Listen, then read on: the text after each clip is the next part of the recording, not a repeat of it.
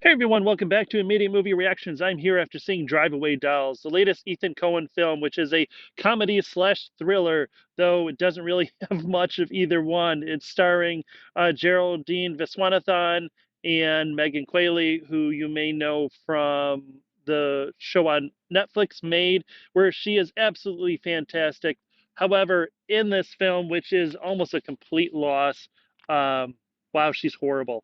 The story revolves around the two friends. They are both lesbians. I bring that up because it is hammered down your throat, um, that they're both trying to get away from their lives. Megan Qualley is sort of a, for lack of a better term, a slut. She sleeps around. According to this movie, every lesbian, pretty much except for Geraldine Viswanathan, every lesbian sleeps around, and they all um, make out with each other. And high school or college soccer teams as well, or with each other. Like it doesn't make sense. It's a terrible representation of any culture that would be associated with the LGBTQ or with lesbians, especially this is set in 1999. Kind of starts out very campy and violent. Pedro Pascal is in this very briefly. Um, Pedro Pascal, wow. So good on this dude, right? Making money. But he's that guy that a couple years ago, you may have seen in something and thought, I like him. I want to see them in more. But then as this couple of years go by, all of a sudden they're in everything. And you're like, oh my God, I'm freaking sick of this person. Don't we have anyone else? And man, he's been in some really bad movies. This is one of them. This movie is fucking terrible. I am sorry. Ethan Cohen has made some fantastic films, though I think he may need his brother. It's just terrible. It's set in 1999, so maybe they're trying to channel their good films from that time. Maybe they're trying to bring back sort of that campy, quick talking, I don't know, style of a Quentin Tarantino, that's sort of violent, but also with this underground criminals. But if you want to see a criminal organization, okay, I'm getting way beyond myself. We're way too far ahead.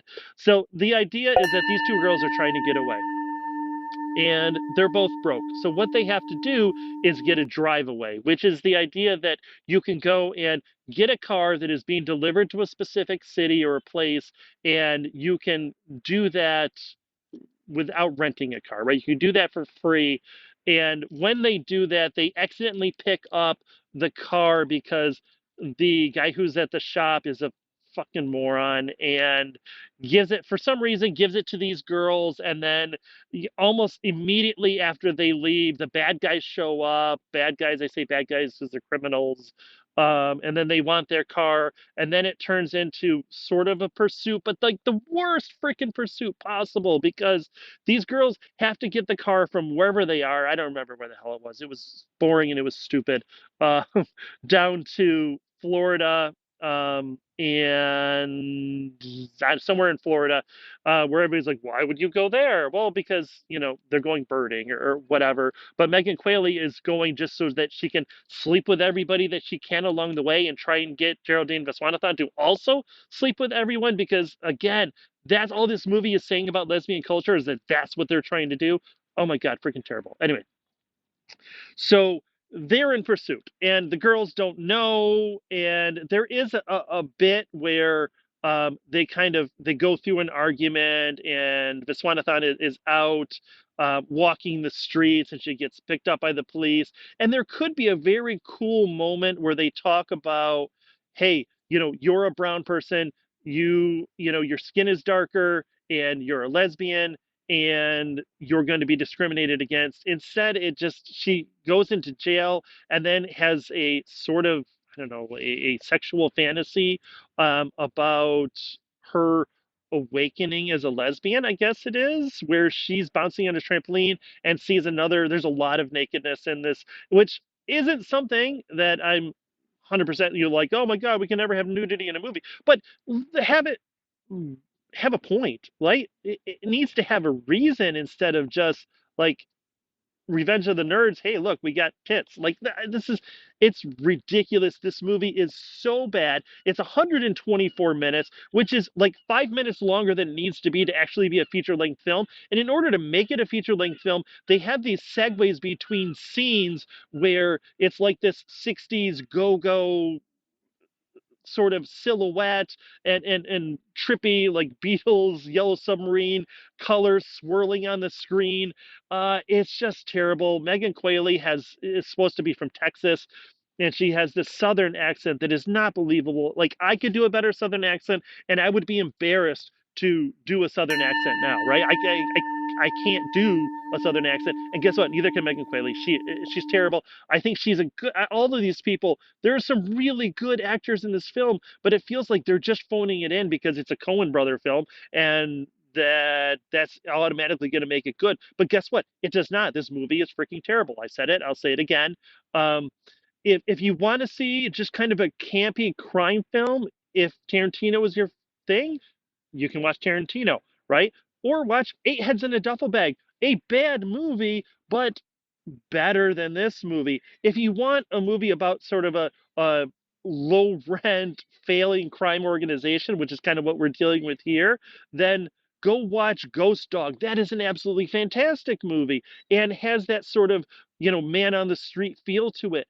This movie is just freaking bad. And, not bad to the point that I've seen a lot of bad movies lately, movies that made me angry because they were so bad. This movie doesn't really make me angry. It just makes me sad. I'm sad for the people that are in it. I was going in, it was should have been people at the theater. Nobody is at this movie. And I was prepared to be all up on a pulpit and be like, "Dude, we're not going to see this movie because it's got two women that are the stars. And this movie should get as much credit." But no, no, no, no. I'm sorry. I take all of my, perceived or wanted outrage back because this movie doesn't deserve any attention. It doesn't deserve any credit. It fails in every level: filmmaking, cinematography, acting, the script. This is like Madam Web bad scripting. It's freaking awful. And this is stupid, I guess, but why does nobody, in all the driving in this movie, nobody wears a seatbelt? Okay, nobody wears a seatbelt, and they have to have the car from where they are in like Baltimore or wherever it is down to Florida in a day. They stop twice, 2 nights they spend in different hotels in different states. And yet the bad guys through that whole time are still in the drive away shop trying to figure out where they are. And then, oh, yeah, guess what? They also have connections with the police, the bad guys do, so that they always know where these girls are, even though it's 1999 and they don't have any cell phones, even though at that time they probably should have. Oh my God, this movie is bad. And I'm sorry, I went way too long. Because you see it, stream it, or skip it. Please skip this movie. Please don't. I appreciate you watching this. And please hit that like and the share and the subscribe and do all that stuff, even for a terrible movie like this. Um, yeah. Oh my God, please don't see this movie. I will see you after the next movie. Appreciate you all.